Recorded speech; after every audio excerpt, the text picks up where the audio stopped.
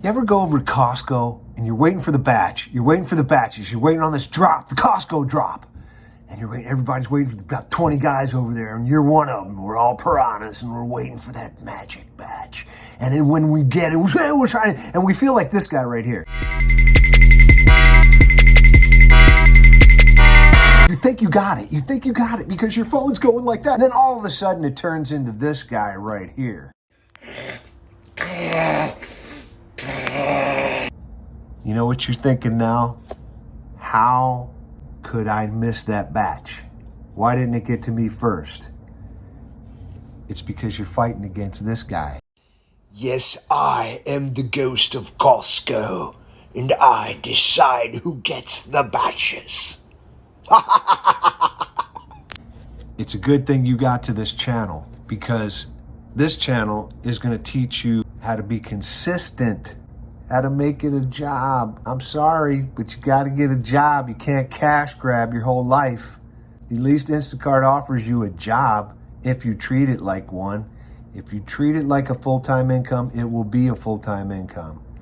If you're in a market that's slow, you need to go to the popular markets. Google up the popular markets. You know, Atlanta, Miami, New York, LA. There's a few more. And if you go to those markets, you find the upscale neighborhoods where it's a luxury and a convenience, not just a convenience. You see what I'm saying? And then you go there, you'll be able to be consistent.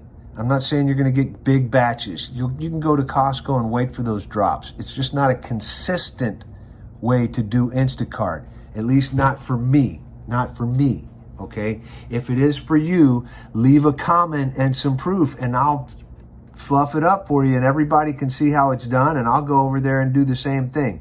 But it's not consistent because it's like a gang of piranhas, and when a piece of food goes it's like that and it's gone. That's not a sustainable living.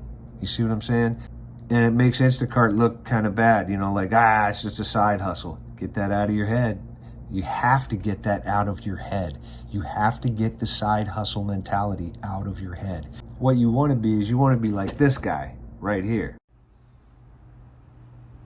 So before I go any farther in this video, because I got some good results to show you for this week, can you please subscribe to the channel? It would really help me out. It's so hard to do these videos. As you can see, I can't do them every week anymore. It just takes a lot of time with the editing. And I would really appreciate it if you could hit the like, hit the notification bell so that when I do come out with the results on the $75,000 a year challenge, which I'm going to do next week, a video on the first quarter, which is the first 3 months of the challenge. I'm at about... It's about 17 grand. It's somewhere in there. But I'm going to go through it and give you all the results from the first quarter. But if you could please subscribe to the channel, I would really appreciate it. And you know, you can always reach out to me. I answer everybody right away. If you have any questions about how I do Instacart, and I appreciate you just watching the video and taking the time. And right now, I'll give you a second to subscribe.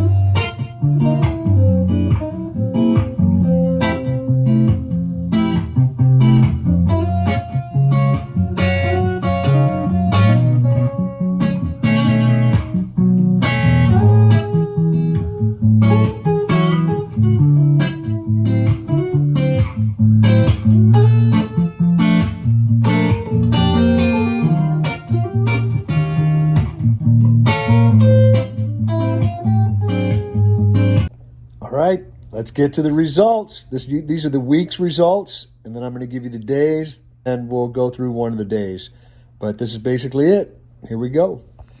Okay, as you can see, I made $1,530 for the week, and you have to understand this is January. It's going to be slow. It's after holiday season and before tax season, so they're still going to use the service, but they're not going to tip as much. That's why it's important you stay with $1 or more per item. So I made $1.14 per item average on the week. And here you can see this was one of my slowest days, the 164. I spent 40 hours in the store. And this is real important. I want to go through this day with you because it's important what you do when you're waiting for batches. If you sit around and get that I'm tired of waiting mentality, it's going to really mess you up. You have to find something to do. Run errands. Talk to people in the store. Make friends. Talk to other Instacarters. Get out of your car. Walk around the store. Move to another store. Turn the app on and off. There's a ton of things you can do to keep yourself occupied rather than dwelling on the fact that I'm not getting any batches and it's slow and I'm going to go home. That's how you end up losing money, going home. You can't make any money if you quit. You know that. Okay? I'd rather have consistency. See the consistency? 50 batches. That's great. I'd rather take 50 batches rather than to hold out for 10 or 15 or 20 gems at Costco. That's just how I work. Yeah, and I know what you're thinking. I know what you're thinking, Daryl. You know, you're in LA, you're out there, you got Prop 22, but let me tell you, it's expensive to live out here. Prop 22 doesn't cover it all. Believe me, it doesn't cover it all, okay? I would still make what I need to make every month, even without it, doing Instacart, because I treat it full time and there's a lot of tips involved. I know what you're saying. Hey, you know, you work all those hours and you're working all those hours to get these batches and all this blah, blah. But everything's going to be all right as long as you follow the 2 rules of dumb. Give great customer service and always take batches where you make $1 or more per item. You got to follow those rules of dumb, okay? Before I show you the results, did you know that there's a code? There's a code. It's built in to the Instacart app. It's a code. I'm going to show it to you right now. It's called a code of ethics. It's called a code of conduct. It's called a code of logic. If you use these codes, you can succeed in getting batches that are easy. Now, I'm going to tell you about the codes here. They're coded and built into the Instacart app. You don't realize this is how it works. The code of ethics is going to be your rating system, right? That's your ratings. How ethical you are as a person towards your customers, towards the job, towards the app.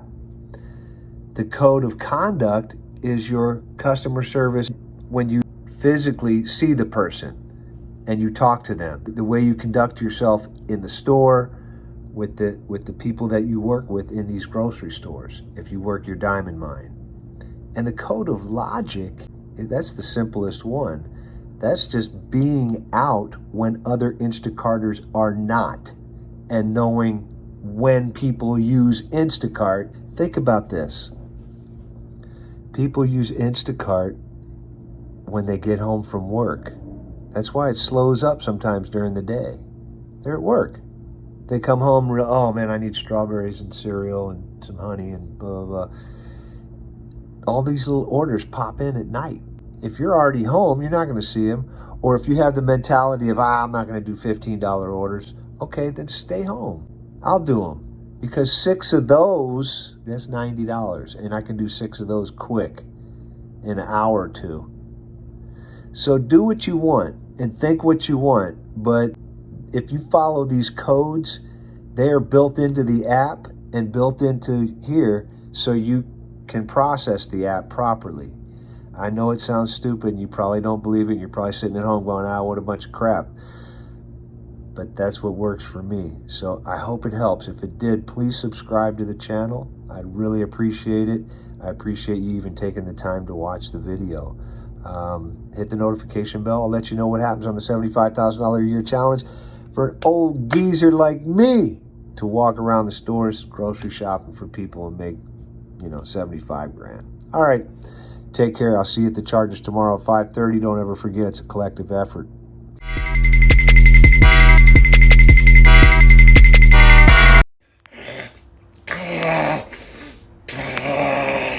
Be more like this guy.